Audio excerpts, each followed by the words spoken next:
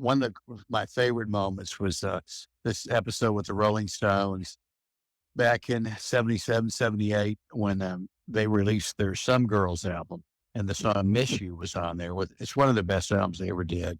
And so we were playing it at the radio station at F100, and it wasn't getting any attention. The song, I remember a guy named Tim Riley was a record rep, and he was thinking, no, it's music director. And he's going, man, this song is so good, but nobody's paying attention to the Stones. It's the Rolling Stones. So we started talking about it in the old days of radio. The DJs would get on, and if they really felt good about something crazy, they would play it over and over and over to get attention of the song.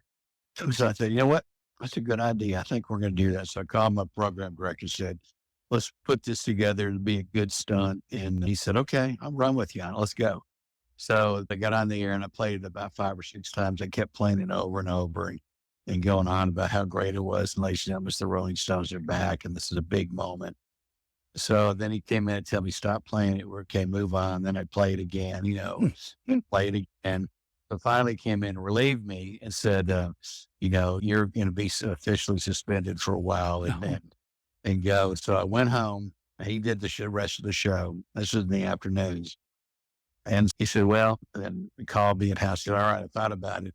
And if you really want to get back on the air here, we got 2 options. And we're doing this on the radio. And I said, what are they? He goes, either get Mick Jagger to call me or 500 signatures on a petition saying why you and the whole city of Memphis loves the Rolling Stones. Let me guess which one you picked. Well, I went with the petition to get 500.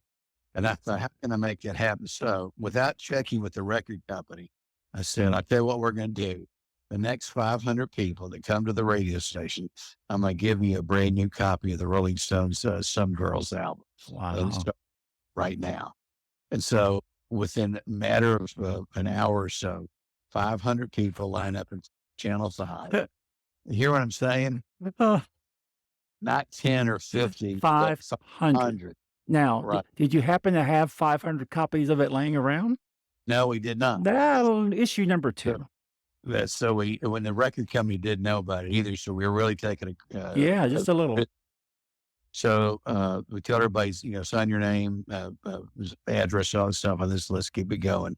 And everybody got the album somehow. I don't know how it happened, but they did.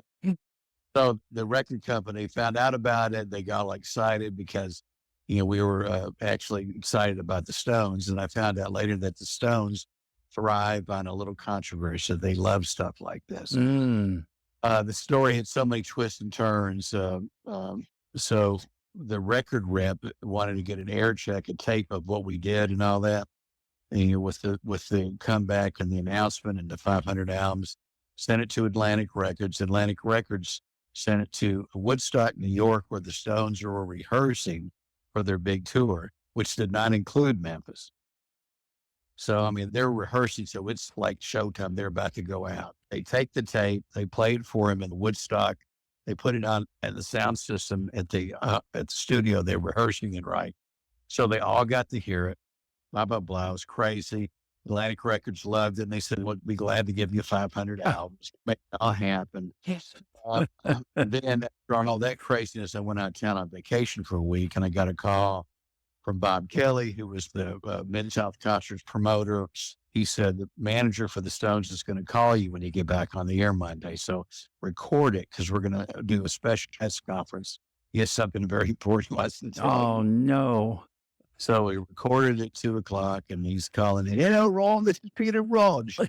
How are you? I said, I'm great, man. He said, I understand you like the Stones. And I said, I do like the Stones. Understand you got yourself in a little trouble. Said, yeah, it was kind of crazy. He goes, well, Ron Olson, I want you to go on the radio right now and tell everyone that the Stones are coming to the Mid-South Coliseum on such and such a date. This is 1978.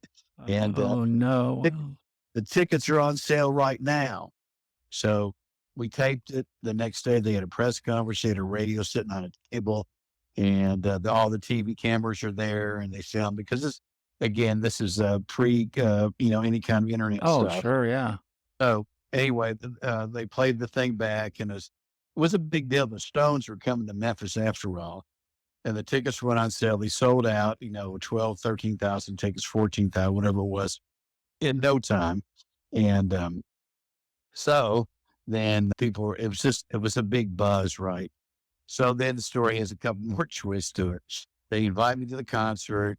I got the couple of pictures made. This one picture, it's kind of my probably picture of me and Mick Jagger. Looks like we're about to kiss. Yeah. We never exchanged I think I've seen body. that somewhere. It's out there, black and white. So Yeah. then I got to go to the show. I got to get pictures made with the Meet 'em all. Back in '78, those guys were in their prime. Oh, Man. They yeah. were really going. And so then they gave me a gold record, which was really cool, Wow. hanging upstairs in the wall. Then to cap it all off, this long, long, long story. Yeah. When I sat down to watch the show, it's just before the show started, this lady and this guy were coming down my road. And they were sitting right next to me. It's like, excuse me, excuse me, excuse me. And then they sit down. You're kind of like, excuse me. And they sit down like, son of a gun. It's Tina Turner Oh, sitting right next to me. the burner, Tina Turner? Tina Turner, the Tina Turner, Oh, the legs and all, huh? right? And she was like, this was prior to her big, massive comeback, but Well, it She wasn't with was, Ike at that point, I don't think, was she? no, she was Yeah. with some other, they Ike already, messed up bad. he did. So anyway, so that was pretty cool. Then later you find out that Mick Jagger says that all of his dance moves and all of his gyrations all emanated from watching Tina Turner. And Did he recognize her in the audience? no, he did not. Oh, Did not mention it, but they did show. And I think it was the show that Furry Lewis opened for the Stones. oh, good. And for whatever reason, he was hammered before. And so they brought him out on the stage. Two people put him in a chair and carried him out on a chair and set him down on the stage to do the show because somebody snuck him some whiskey backstage and he got drunk before the show. Good night. Right. So Only in those Memphis. that's pretty good ones right there. Those are good ones. I was like, God, you tricky. Did you ever get to talk to Tina Turner at all, or just kind of she got up and left? Just I just kind of like you want to be too, you don't want to be too trying to act cool, but hey, how's it going? Yeah. How you doing? How's it going? Ah, look at you. Look who's no, but it was a pretty magical night. Hey, it's Ron Olson, and I hope you're having a good time listening to Memphis Mike and Friends. And just keep it on. Tell your friends about it. And Mike is a really good guy, and he pays all his bills. Listen to Memphis Mike and Friends as we share many other Ron Olson short stories,